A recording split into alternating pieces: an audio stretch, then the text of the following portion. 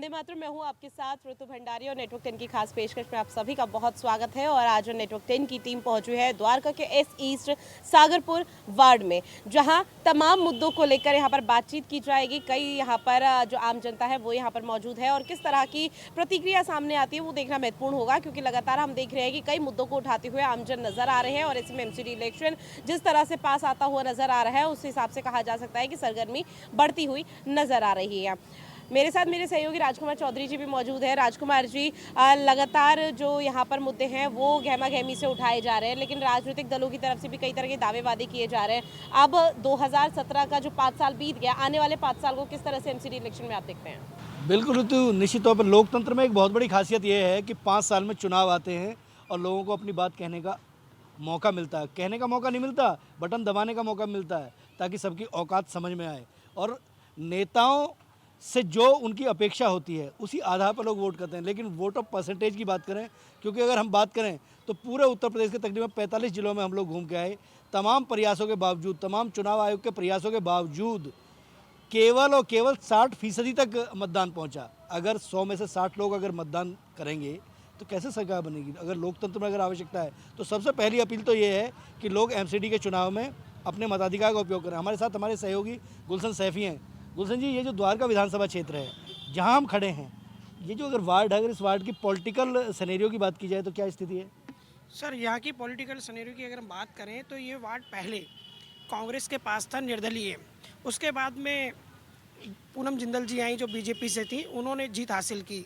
यानी पहले कांग्रेस फिर निर्दलीय, अब बीजेपी के पास था और बीजेपी के पास है वर्तमान समय में। तो पूनम जिंदल यहाँ की महिला पार्षद है। यहाँ 50+ की वोटिंग है। लेकिन इस वार्ड की अगर हम भौगोलिक स्थिति की बात करें तो निकासी की बहुत बड़ी समस्या है। ये वार्ड चारों तरफ से घिरा हुआ है और यहाँ पर अतिक्रमण की बहुत ज़्यादा बात है। अगर यह मुद्दा बन सकता है तो बिल्डर लॉबी भी मुद्दा बन सकता है।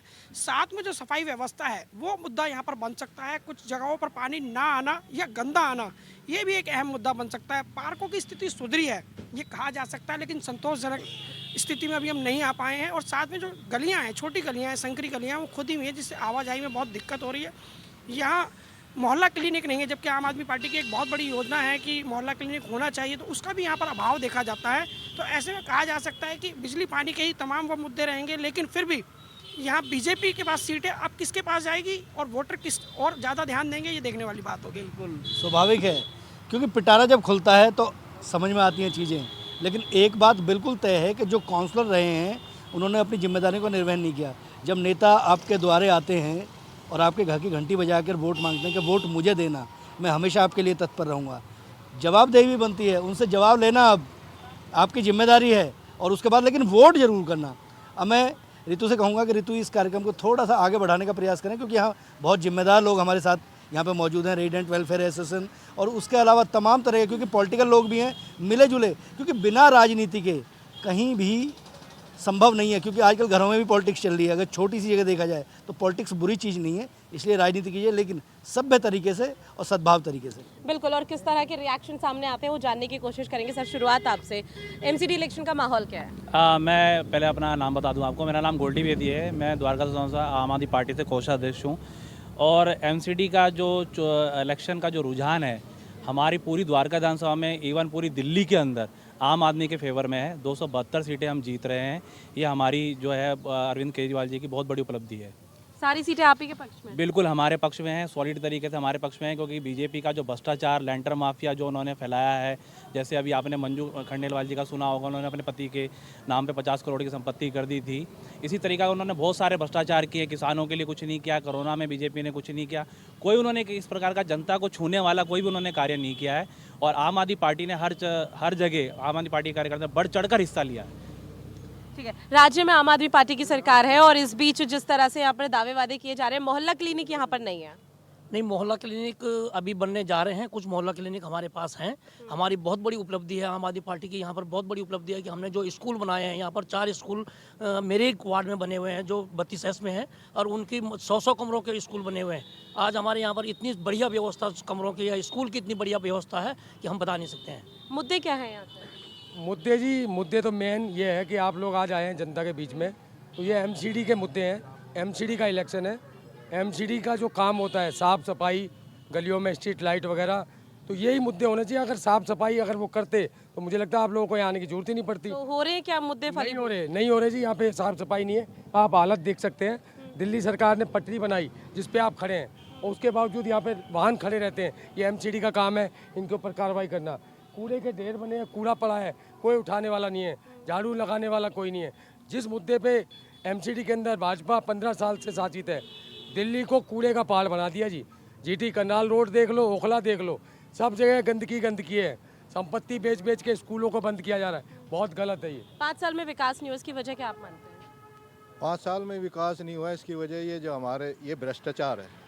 बीजेपी के जो ये निगम पार्षद हैं, बीजेपी की सरकार है, तो ज़्यादा ये भ्रष्टाचार अपनी जेब भर रहे हैं। जनता इनसे त्रस्त है, क्योंकि ये जो टीचरों का देख लो आप, सैलरी नहीं मिली। जो एमसीडी के जो हॉस्पिटल्स हैं उनमें डॉक्टर्स को टाइम पे सैलरी नहीं मिलती।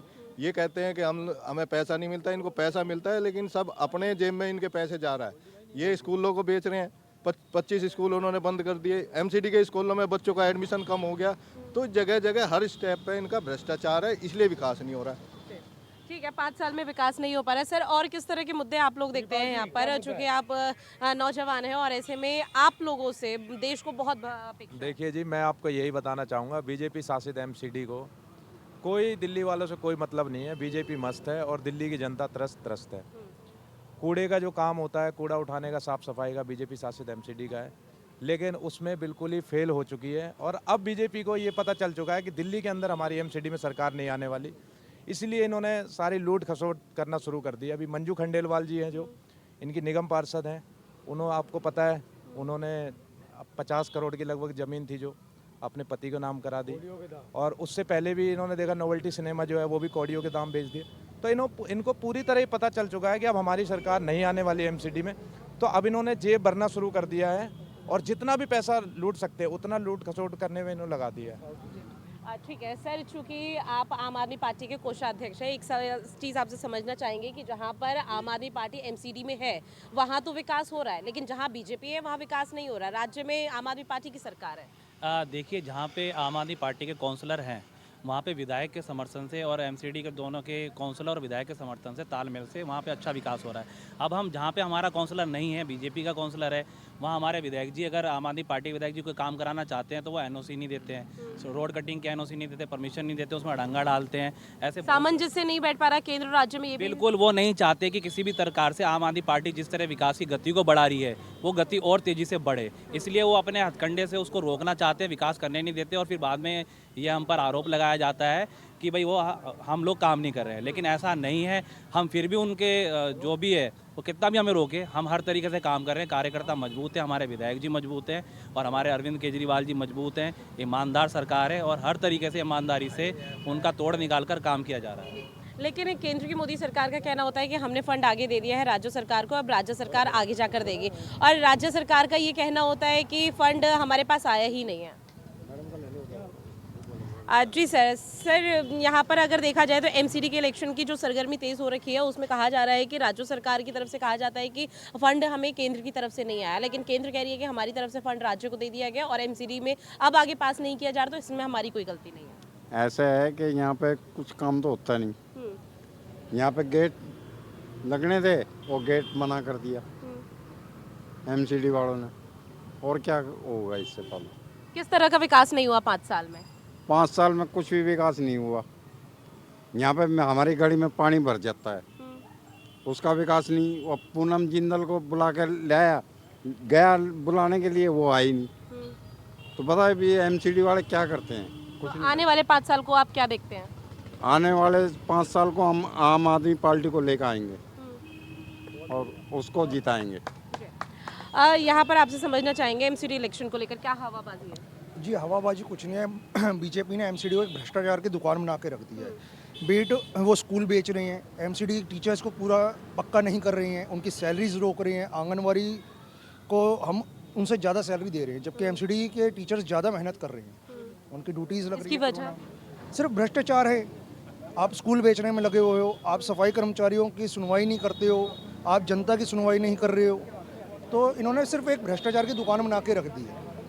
यहाँ पर तमाम मुद्दों को लेकर बात तो रखी जा रही है, लेकिन इस बीच जो राय है वो अलग अलग निकल कर सामने आ रही है। हालांकि आम आदमी पार्टी के पक्ष में ये वार्ड ज़्यादा नजर आ रहा है, लेकिन इस बीच बीजेपी की किस तरह से रिएक्शन है वो भी हमने यहाँ पर देखने की कोशिश की है। तो देखिए, तमाम तरह की चीज़ें यहाँ पर प्रतिक्रिया सामने आ रही है। उन प्रतिक्रियाओं के बीच यहाँ पर अलग अलग तरह की बातें कही जा रही है, लेकिन इस बीच राजकुमार जी समझने की कोशिश करनी पड़ेगी कि यहाँ पर जो अभी पशुपेक्ष की स्थिति है वो फिलहाल आम आदमी पार्टी और बीजेपी की है, कि यहाँ पर जो सामंजस्य है वो यहाँ पर नहीं बैठ पा रहा। और हर वार्ड में हमने यही चीज़ देखी, केंद्र और राज्य सरकार का सामंजस्य तालमेल नहीं बैठ पाया, जिसकी वजह से कहा यह जाता है कि निगम का फंड यहाँ पर फंसा हुआ है, जिसकी वजह से विकास नहीं हो पा रहा। अब आगे क्या समझा जाए कि आगे भी इसी तरह से पटरी पर गाड़ी चलती हुई नजर आएगी? बेसिकली तो जो मुझे लगा यहाँ पर जैसे हमने लोगों से बात की, अलग अलग तरह की प्रतिक्रियाएं हैं। देखिए, सबसे बड़ी बात क्या है कि कैमरे पे जो लोग बोलते हैं वो लोग कई बार वोट नहीं करते, लेकिन साइलेंट वोटर जो है वो अपने मताधिकार का उपयोग करता है। और विकास का एक बहुत अच्छी बात कही उन्होंने कि अगर पानी निकल नहीं रहा है तो किसके घर में जा रहा है। लेकिन अगर इस तरीके की बातें अगर लोग कह रहे हैं तो कहीं ना कहीं पॉलिटिकल अवेयर है। और दिल्ली क्योंकि देश का दिल है और एमसीडी के जो चुनाव होते हैं वो बहुत महत्वपूर्ण चुनाव होते हैं, क्योंकि बिल्कुल ज़मीन पर यहीं से चीज़ें चलती हैं। तो ऋतु, निश्चित तौर पर, क्योंकि ये तो जब पिटारा खुलेगा, अभी कैंडिडेट भी घोषित नहीं हुए हैं कि कौन आता है कौन सामने लड़ता है, क्योंकि बहुत मायने रखता है कि कैंडिडेट कौन है, क्योंकि कैंडिडेट का चरित्र जो है वो भी बहुत मायने रखता है। अगर सपोज कीजिए कोई बहुत महत्वपूर्ण कैंडिडेट और बहुत अच्छा कैंडिडेट आ जाता है और पहली बार आता है, तो लोगों की अपेक्षाएं, लोगों की थोड़ी सी भावनाएं उससे जुड़नी स्वाभाविक है। बिल्कुल साफ तौर पर कहा जा सकता है कि मुद्दों के साथ साथ नाम भी प्रभावित करता है कि आखिर कौन कैंडिडेट किस यहाँ मैदान से उतरता हुआ नजर आ रहा है। लेकिन इस बीच तमाम वार्डों की तस्वीर आपको दिखाई, आगे भी और वार्डों की तस्वीर आपको दिखाएंगे कि किस तरह की प्रतिक्रिया सामने आ रही है। तब तक के लिए हमें दीजिए इजाजत। हमारी खास पेशकश में इतना ही। वंदे मातरम।